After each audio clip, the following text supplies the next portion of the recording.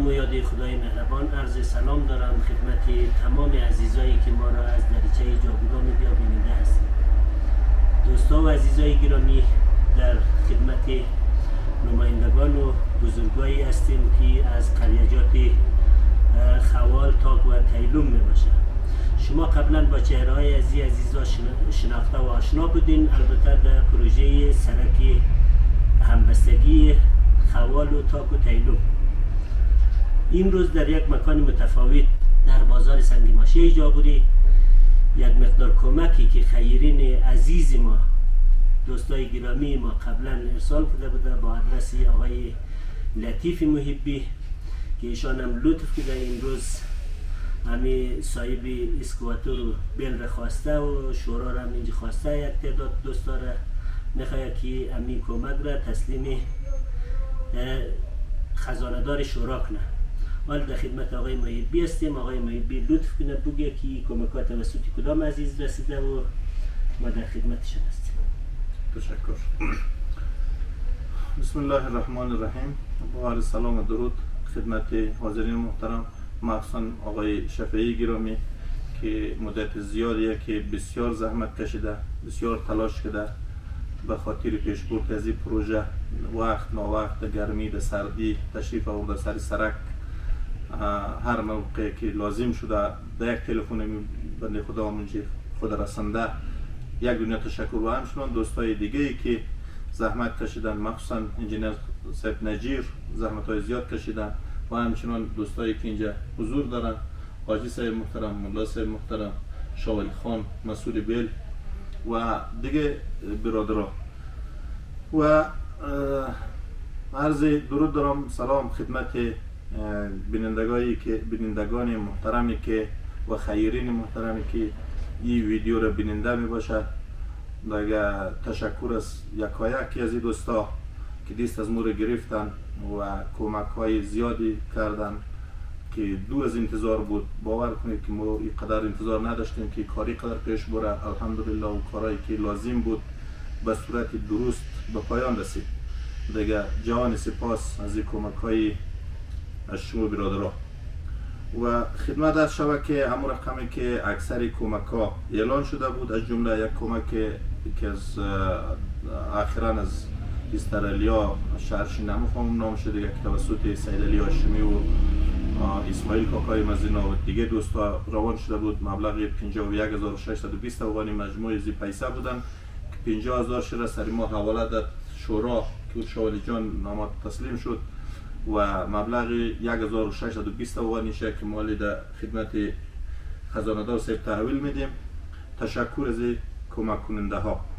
و کمک دومی که از کشور آلمان محمد ضیای نظری از قریه سیابوچه یازنه خودیم که مدت وقت بود که کمک شده بود، 40000 بودن جملهش توسط کاکایش حاجی صاحب نظری از اولاداری دریافت شده بود که ما نمبر اولیش نمیفهمم. 20000 برای مسجد سیابوچه بوده، 20000 برای سرک همبستگی خوال و تاک تیلوم که رسید در دسترس از ما قرار گرفت. یک دنیا سپاس و تشکر. دیگه خدمت در شبکه یک کمک هنگفت و مبلغ زیادی هم که مبلغ $1000 استرالیایی توسط برادر عزیز ما آقای گل محمد عبداللهی از قریه زیبای آبخو، فعلا مقیم استرالیا، که روان کرده بود با آدرس محمد هادی ابراهیمی که شده به افغانی مبلغ 57920 افغانی که هادی جان پیسر از اولاداری دریافت کرده بود که کد اولیش هستن 9286. دیگه او تسلیم شخصا از ما کرد که ما فعلا نمیره لیستش را در خدمت بینندگان عزیز به خوانش گرفتم. امیدوارم که برادر عزیز ما آقای عبداللهی و این گزارش را شنیده باشه، مطمئن باشه پیسهش در دسترس شورای محترم و در جای اصلی خود قرار گرفته. دیگه یک دنیا تشکر، یک دنیا سپاس. خداوند مردایش بیامرزه، زندایش را نگاه کنه و خودش را عمر و برکت زیاد بدیه دیگه. تشکر. و همچنان حال خزاندار صاحب حسابات پیش از او موجوده. این بسیار مبلغ کم و از کار سرک باقی مونیم. امیدواریم که خیرین محترم موره و کمکاره فراموش نکنه. تشکر. السلام علیکم و رحمت الله. ناصر محترم خدمت شما. شاه ولی جان نمیشه. از من یک تشکری جور باشه دوستان. بسم الله الرحمن الرحیم.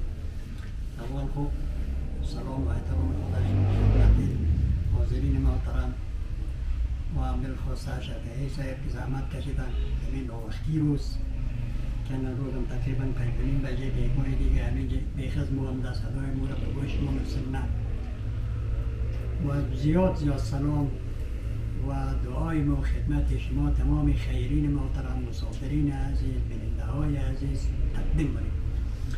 مسافرین عزیز امساله کاری ما دمی کوتل خوال یک کاری بود که شما کردیم و ما در حق شما دعا داره که شما همه طور در آبادی منطقه خود که راضی هستین خدا شما را خیر بدیه برکت بدیه و شما همه طور هم که در فکر آسایش و راحت مردم خود هستین خدا شما را از تمام خطرها و آفتها حفظ کنه و خدای تعالی برکت در رزق و روزی و عمرشون بندازه.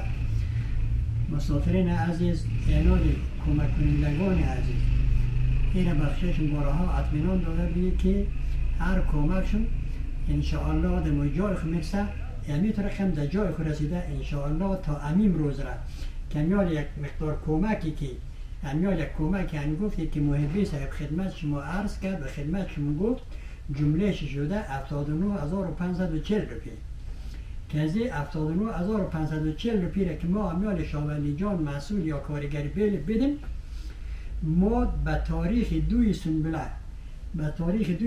1402 در کوتل خوال ما حسابی کردی امرای شاولی جان که ما از این شاولی باقی ماندی 1,17,049 افغانی یعنی میال از 1,17,049 افغانی را که ما اینال 79,540 را که بیدی ما باقی ممنی 22,215 افغانی که 22,015 افغانی ما از شاولی از اقرار کیکش باقی ممنی و از این که کار بسیار بود شخص بود شاولی جانم بسیار کار صادقانه و راستی کرد و ما کیکه خود تاوان کرد ما برادرای تاگ و تیلوم و خوال با مصلحت و مشورت از این که مادم تاوان کرده 50,000 افغانی را در بلی کیکشی کمک واده شده اونمو 50,000 افغانی کمک ما بدون اقرار که تاوان کرده بود 22,215 افغانی دیگر بلیشی که مجموعاً میشه 72,215 افغانی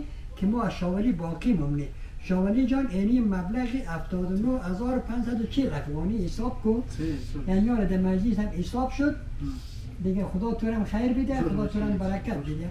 مسافرین عزیز خیرین محترم خداوند شما را برکت بده اینایی که کمکشون به دست ما رسیده ما یک صلوات را به راه اماته هایشون رو ختم کنیم خدا اماته هایشون را رحمت کنه بر محمد و اهل بیت پاک محمد صلوات اللهم صل علی محمد.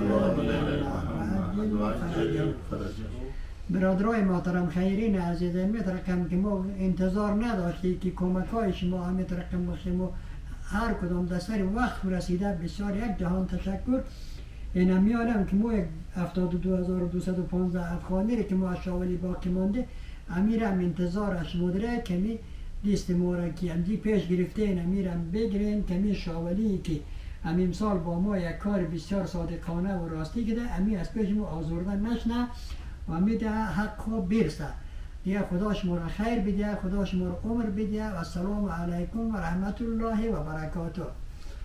بله شاولی جان تو هم بخش خیرین چی گفتنی داره و چی گفتنی های خیلی بوکی جور باشید گفتنی خود زیاده دیگه فقط تشکری از ما جور باشید دوستا بسیار زیاد تشکر از کمکا خورازی بده تا بسیار زیاده واقعا ما کار در اون روزایی که کار کوتل خوال خلاص کردم سرک باقی من زیاد باقی من نه دیگه ناامید بودم واقعا که باش رقم میشه از این کمکا دوز من نبود و باز از که حساب از من نه خلاص ده چیزی کم مانده دیگه واقعا بسیار زیاد تشکر دیگه لطف داشته. سلامت باشی. آجی لاله شما قصه کن که سرک چی رقم عمده مردم و مسافرین راحت شده یا نشده؟ شفیع صاحب سرک خیلی خوب شده، سرک به عیب هم ده، سرک به عواریز هم ده، خیلی خوب کار شده، صادقانه کار شده. برادر کوشش هم کاری برادر بوده، پیسه برادر بوده، سرک خوب شده، پیسه برادر بوده، سرک آوارم ده. فضل خدا را مردم مشکل مردم حل شده، مشکل مردم حله. زمستان و تابستان انشالله زمستان هم برادر مشکل بله مردم انشالله مشکل پیش نمیاد به خاطر که سرک بار توش ده، سرک آوار شده. سرکی که آوار شده برادر جان بسته مردم به صورت یک قسمی برادر خود در بازار رسنده نمیتونه. اول سرک خیلی خراب بود، خیلی گلایش تنگ بود، سرک هم تنگ بود، ولی مشکل نمونده انشالله. خدای برادر از ما نگره قدمو کمک کرده که سرک خوب شده. همکاری یک سرک خوب شده دیگه. دیگه از زیاد نرز ندارم دیگه. تشکر. دوستان مؤمنین و خیرین گرامی، اظهارات عزیزان را شنیدیم. واقعا سرک کوتل خوال قبل از اینکه ترمیم شود و قبل از بهار 1402 واقعا ساحات خوال تا تیلوم کسی با آسانی سفر نمیکرد یا کسی دلیر سفر نمیکرد چون راه خیلی خراب بود. اما با کمک شما عزیزا، با کمک شما خیرین گرامی، سرک به وجه اصلا جور شده. حال مردم دیگه سرک مخوفی کوتل خوال رو در مسیر نداره، به راحتی در مسیر تاب و تیلوم و خوال سفر مونه. پس شما بانی خیر شدین، شما بودین که این سرک جور شد. سلامت باشین، تشکر، کامگار باشین، در هر جایی که هستین شاد و خندان باشین. تشکر از تمام.